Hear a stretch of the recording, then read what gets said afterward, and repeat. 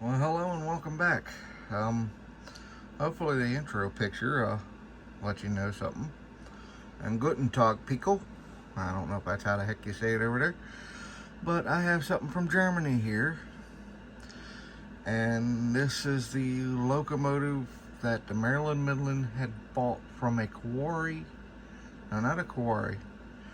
A short line railroad near Washington D.C. before there was even a railroad. It was a U.S. Army surplus locomotive before then. It's now working somewhere in Ohio and still running today. This would be the equivalent of the Maryland Midland 102.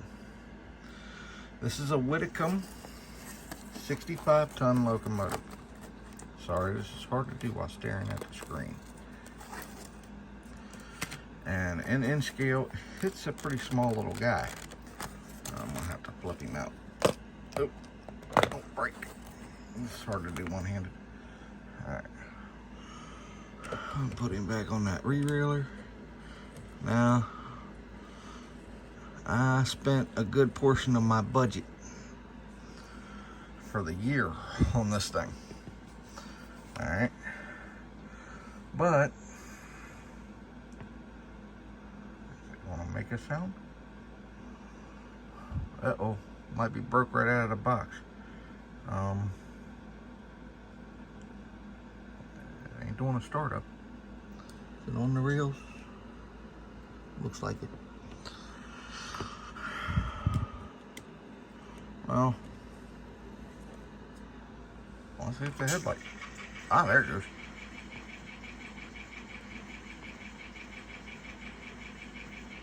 Headlight works, the marker lights work. Number boards light up. However, go to option 13. I've got a cab light too. Nope, that's the horn. That's the longhorn. If it had shut up itself. Alright. Yep.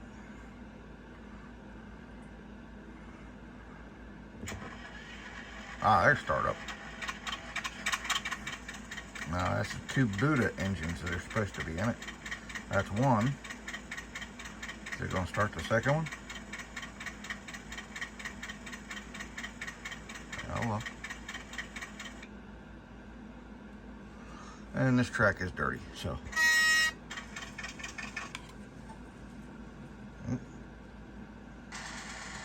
There it goes.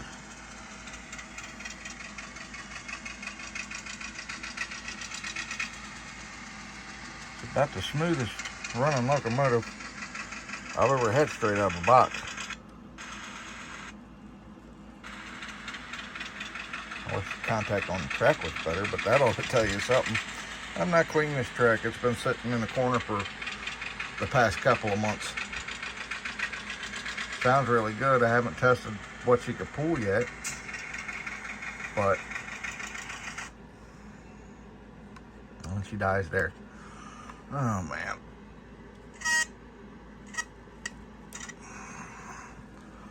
But they really went all out on the detail of this thing.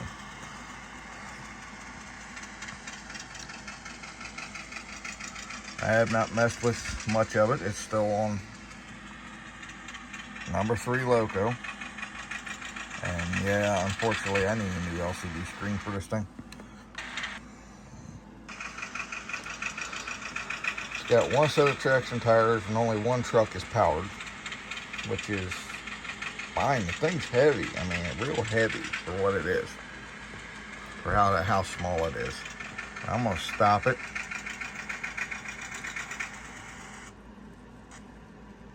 If it'll stop. All right. Because I want to show you guys something that's really cool on this. All right. As you can see, it says Transportation Corps of the United States Army. It's actually got 2 different diesel engines in it. Each diesel engine powered its own generator, which powered the truck underneath of it. Alright, that's how that worked. Now the cool thing is that with one engine down, and I don't know if it's the front or the rear engine, this engine would still operate just fine. However, if the other engine would go down, the alternator for the locomotive would not turn. So there would be nothing to charge the batteries and the electronics on the inside. And if that motor goes down, you could be riding right along, but as soon as the batteries go dead, you have no control. And the Maryland Midland learned that the hard way at one point. Now, you can see the air tanks underneath of there, the fuel cell. It actually comes with its own window shades and covers to put over this if you wanted them, as they were shipped with covers over this. A lot of these went overseas after World War II. Very few of them actually stayed home and became Army surplus locomotives. Now, there's one absolute awesome feature that I've never seen produced on an American locomotive on this thing. And it's one little detail that actually blew me away.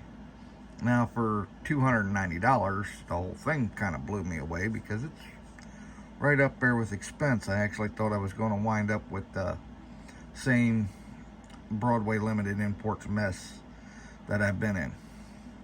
But this here is completely die cast. The entire body is die cast metal, so it is heavy.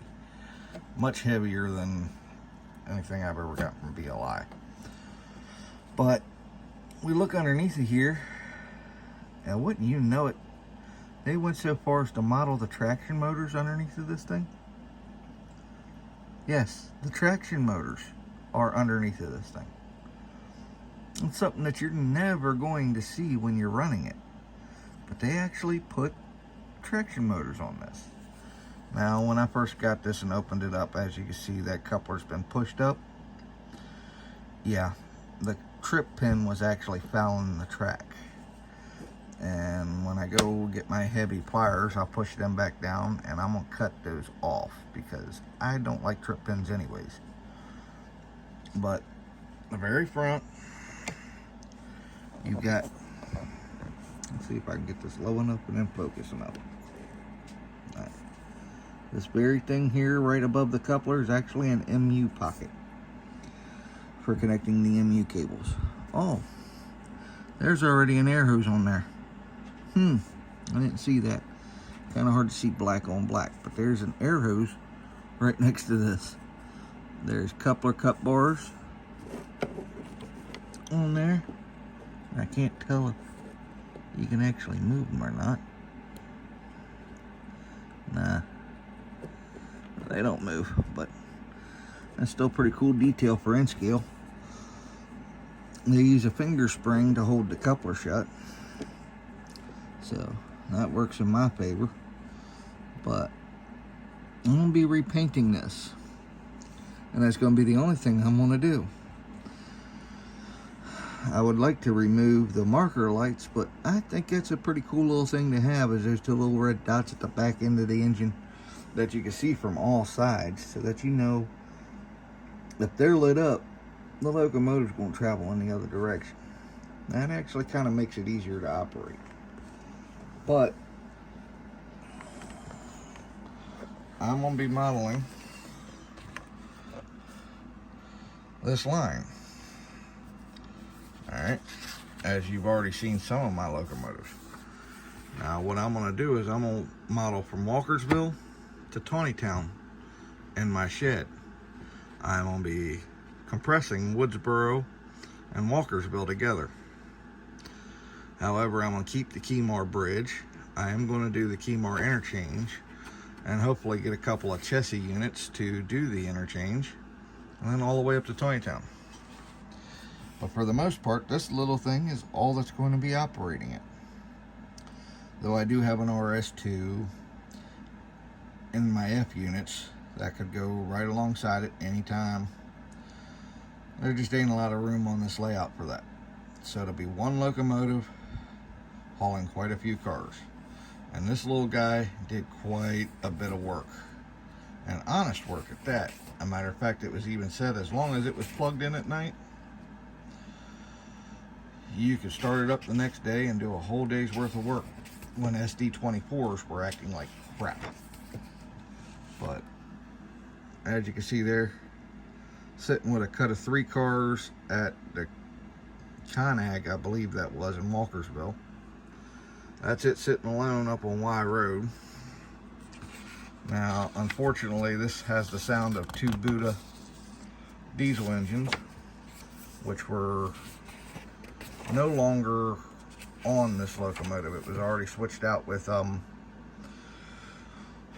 Caterpillar engines. But you can see from that site there, that's at Keymar. That would be the 102. And what do you see there but a Chessie Systems and a, what do they call it? It's a Western Maryland in the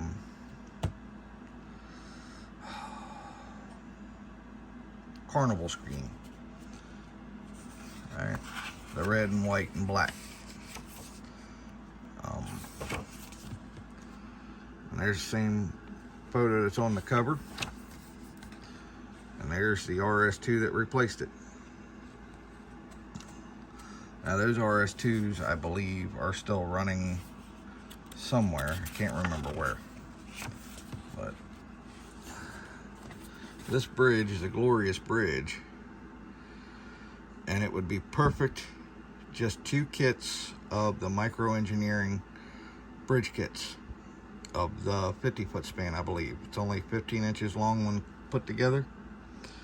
But this goes over Little Pike Creek, right south of Keymar. You can actually see this from 194 in Westminster.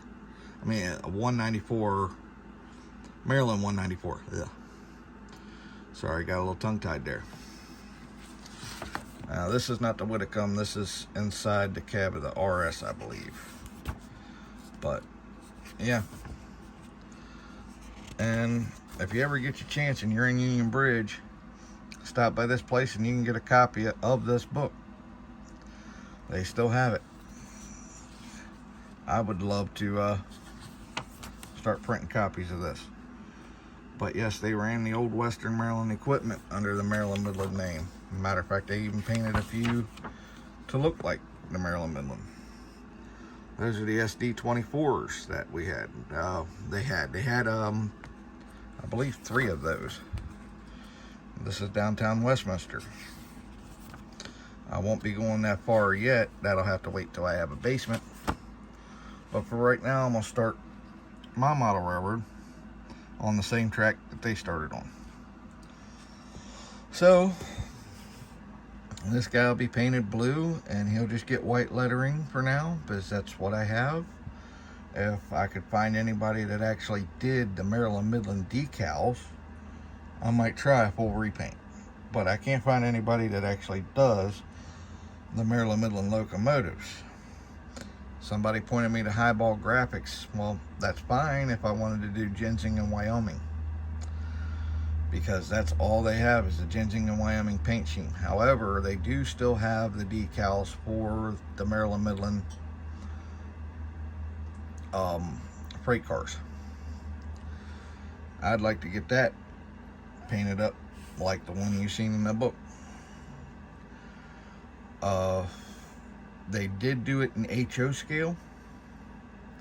They have not done it in N scale. If they do come out with that paint scheme, that might be what I'll do, is I'll take this body off and replace it with the Maryland Midland body. Well, y'all have a good one.